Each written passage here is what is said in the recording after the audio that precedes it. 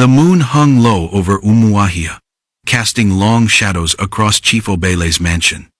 Inside, the chief feasted, surrounded by politicians, contractors, and soldiers who laughed too loudly and drank too much. His enemies feared him, and his allies needed him, or so he believed. But outside those tall iron gates, a storm was gathering. Its name was Adeyeze.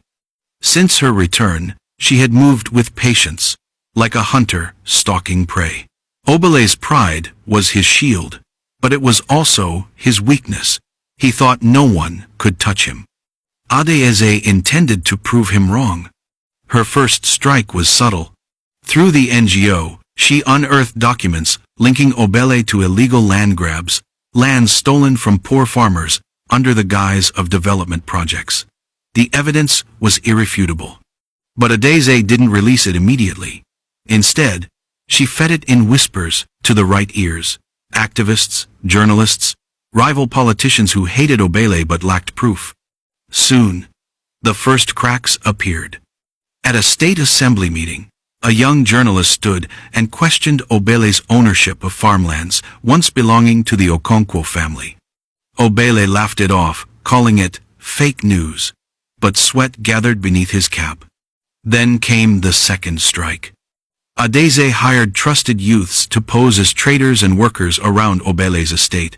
They gathered information quietly: his routines, his mistresses, his secret accounts, even the names of officials he bribed. Piece by piece, she was building a net he could not escape. But Adeyeze was not done. The final piece of her trap had to be personal.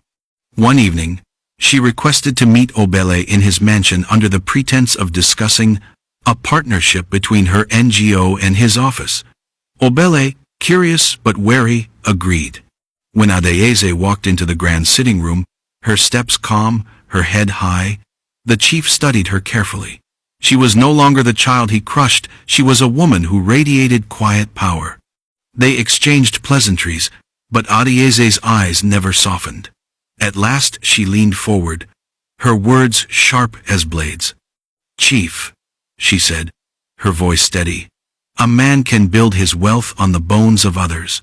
But sooner or later, the dead rise to collect their debts." Obele's smile faltered. "What are you implying, young woman?" Adeyeze's lips curved into a cold half-smile.